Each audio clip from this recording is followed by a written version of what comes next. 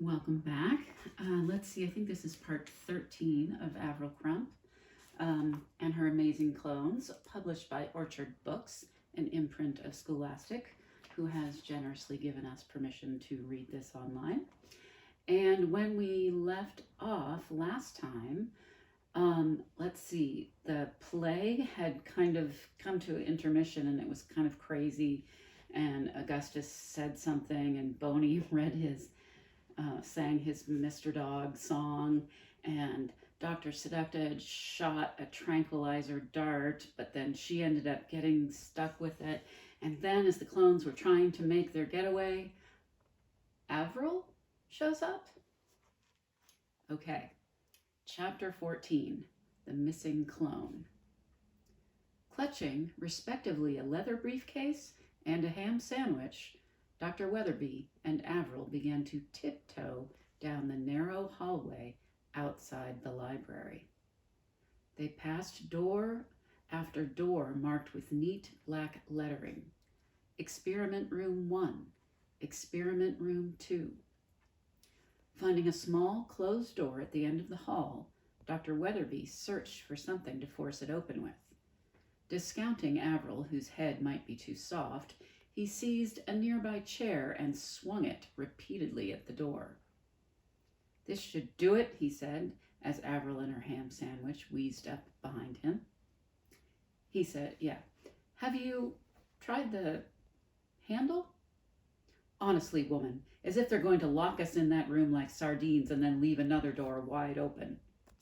He tried the handle. "See?" It opened. He almost blushed. "Come on then, slowpoke." But Avril did not move. She was staring at a sign on the door. Medical Center. "Raymond, don't go in there." It was too late. Dr. Weatherby was continuing to tiptoe. He tiptoed right through the doorway and into the room. "Raymond!" Avril abandoned all pretense of tiptoeing. She lunged into the room to drag him back. A cluster of white-coated figures, their backs toward the door, was gathered around an operating table in the middle of the large room. Gideon Blute's golden head was at the center of the group. He was holding a metal tape measure. As one member of the small gathering shifted slightly, Avril realized that someone was sitting on the operating table.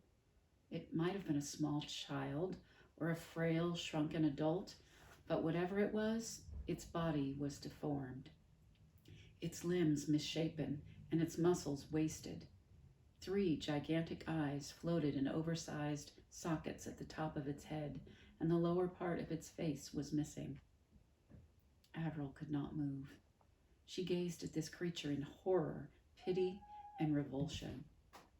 For a dazed moment, she found a distant memory popping into her head. Jimmy.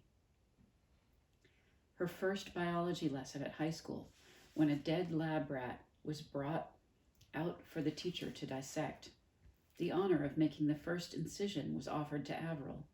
She had been appalled at the very thought. The worst thing was that the rat was still warm, its small beady eyes wide open. Now, in the dreadful present, Avril stared at this half-human, the otherworldly lab rat of Gideon's mission. It was worse even than she had been imagining. How could a scientist do something like this? "What on earth?" Dr. Weatherby whispered. Gideon leaned forward with his tape measure and stretched it down the captive's twisted spine. 87 centimeters, he said. The group scribbled on clipboards. "Consistent with our findings. I think we've extracted enough information from this particular specimen. Take it to room 237 for immediate destruction, please." Another thuggish security guard stepped up to the operating table as Gideon busied himself with his own clipboard. His brow wrinkled with concentration. The clone on the table was shrinking back from the thug, drawing up its twisted legs in a hopeless attempt to resist. Suddenly, Gideon put a hand up in front of the guard.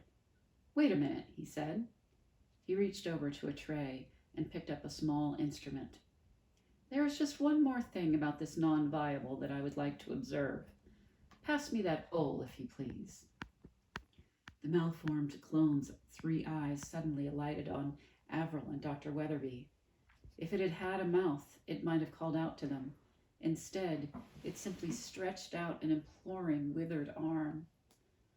Desperate as she was to help this poor soul, Avril knew that Gideon might follow its gaze and turn around. She seized Dr. Weatherby by the briefcase and yanked him backward through the open doorway. Their eyes met. "Run!" They set off back down the long hallway.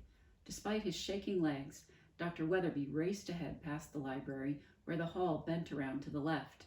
He found a row of doors on one side of the hall and began trying the handles of each one. "It's no use," he panted as Avril wheezed around the corner. "They're all locked." He moved to a wide set of double doors at the end of the row and rattled them.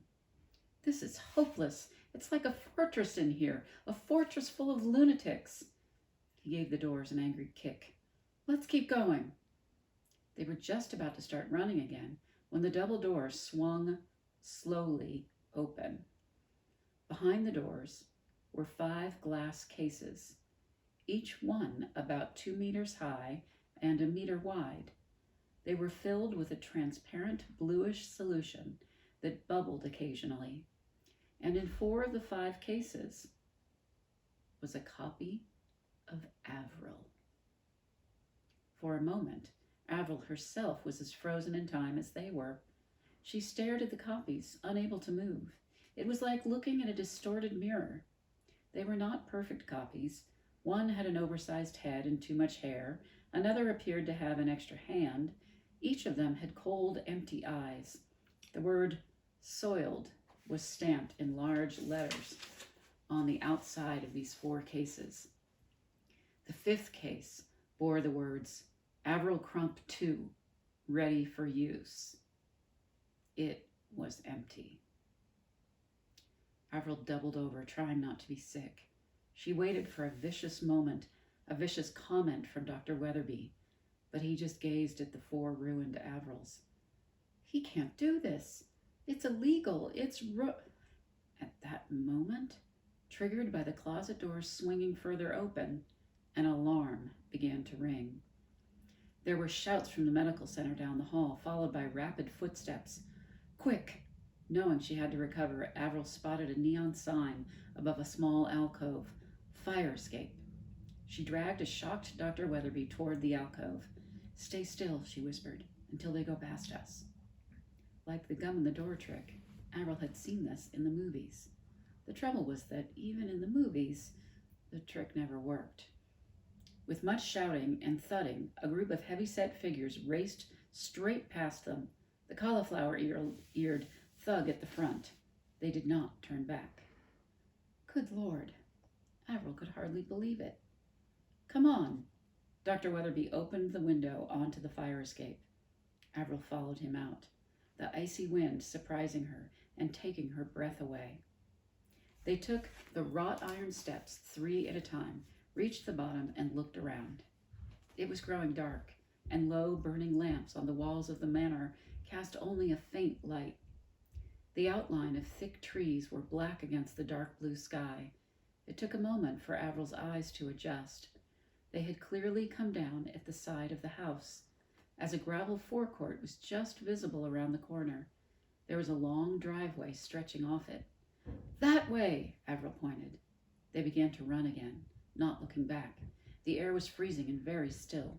The only sounds were their tired feet pounding the gravel, the faint alarm up at the manor, and Avril's wheezy breathing. "We'll have to get past that gate," Dr. Weatherby called. A tall iron gate with wide-set bars was indeed looming as they neared the end of the long driveway. "I'll be able to squeeze through the bars," he added over his shoulder. "You'll have to go over the top." Avril nodded miserably, recalling her spectacular failures at school sports day high jump contests. For a moment, she could even hear the chants of "Avril Crump's a bald fat lump, Avril Crump's can't even jump," all over again. "Get a move on!" Dr. Weatherby had thrown his briefcase through and was squeezing himself between two bars. With a painted grunt or two, he just managed to slip through to the other side and set off at a run. Avril flexed her hands and began to pull herself upward. She was less than 2 feet up before she knew she was stuck. "Raymond, help me!" "What are you still doing up there?" But Dr. Weatherby was already running back. He reached through the gate and began to shove her bottom. "Come on, woman!" he gasped. "We have to hurry." Loud shouts could suddenly be heard from the house. This and Dr. Weatherby's shoving were all Avril needed. She grasped her way up the iron bars and swung over the top. In her triumph, she let go. "Ouch!" The shouts were getting louder. Bright flashlights appeared. It would only be a matter of time. "We need to get farther away." Avril staggered to her feet and glanced around. Away from the lights of the manor, it was even darker, and the thin moonlight was blocked by trees. She could just make out a narrow pathway leading downhill. "They brought us here in a car, so this must go to a main road." "How can you be sure?" "Well, it's the only route that'll take us away from the manor," said Avril, setting off as fast as she could. "So unless you want to retrace our steps..." She only had to wait a moment. Dr. Weatherby pushed past her and hurried on ahead along the wooded pathway. "So, Dr. Crump, if we ever get to a main road, what is your plan?"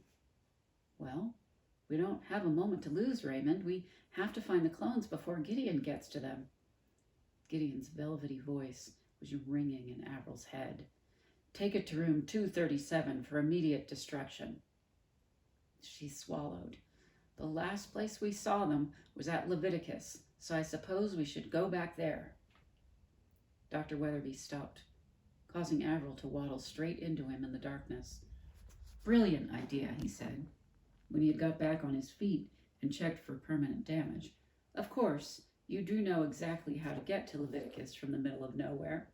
Are we just going to hop on a bus, or do you fancy trying to read the stars? Or maybe you could just whip up one of your stupid mop mixtures and explode us out of here, fatso." Deep down inside Avril, something snapped. Before she even knew what she was doing, she had rushed at Dr. Weatherby with a desperate headbutt. "Don't call me fatso!" Dr. Weatherby toppled to the frozen ground again as Avril barged into him. "I've had enough of your name-calling for one day." Standing over him, Avril clenched her fists. "In fact, I've had enough of name-calling forever. You're not my boss anymore, Raymond. I'm resigning." Dr. Weatherby looked up at her in amazement. "I'm trying to rescue the only friends I ever had, and all you've done is bully and belittle me. I may be fat and bald, Raymond, but I'm not a bad person. At least I care about the clones. What do you care about? Your rules, your stupid codes of conduct."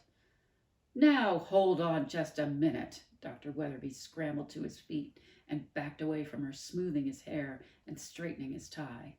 "Believe it or not, I care about science. I care about madmen like Blute, perverting it for their own ends. Science is about precision, about accuracy. It is not about power, and it's not about glory." He slammed his fist into the palm of his hand. He was sweating. "I treat science with respect, Dr. Crump, because otherwise," he jerked a thumb back in the direction of Gargoyle Manor, "that is what happens." "Raymond, I do care about finding these clones." "Oh, Raymond, thank you. But they must be dealt with by the proper authorities." "Destroyed, you mean?" Dr. Weatherby looked older for a moment. His face sank into a deep, weary frown. "I don't know. I don't want to destroy anyone. I just like to play by the rules, that's all." There was a silence. "I'm sorry, Raymond. There's nothing wrong with rules." She gave him a hesitant grin. "I just prefer them when they're broken." Dr. Weatherby's frown lines remained. Avril wanted to touch him on the arm, but her hand stopped in midair. He did not look like he wanted to be touched. "I'm sorry I misunderstood you." "And I am," he pursed his lips as if he did not want to let the words out. "I regret my irritability." You are a good scientist, Dr. Crump, and you are brave. Avril had never felt more like crying. Now, Dr. Weatherby said, smoothing his already smooth hair and adjusting his lab coat again, shouldn't we be hurrying? He turned around and took off down the pathway. Blinking back tears, Avril followed. She was thinking so hard about Dr. Weatherby's outburst that she hardly noticed the path beginning to get wider, or the frozen, muddy ground becoming concrete beneath her feet. I think we're on this main road of yours, Dr. Weatherby called to her. He was beginning to sound irritable again, which jolted Avril back into reality. She stopped thinking and took a good look around. Over the top of Dr. Weatherby's bobbing head, she suddenly spotted something. She squinted a little, but her eyesight was good. She was not imagining it. There's a road sign. Quickly, what does it say? Dr. Weatherby hurried toward the thin sign. It was nothing more than a splintered plank nailed to a tree. He wrinkled his nose and scrubbed at it gingerly with a sleeve before leaning closer to read. Retchford on the Reek, 5 miles. Retchford! Avril was delighted, not a common reaction to the mention of the town. I told the clones that that's where I live. We can start there, and if we can't find them, we can still pick up my car. That'll make looking for them a lot easier. Without waiting for his reply, she was gone. 5 miles.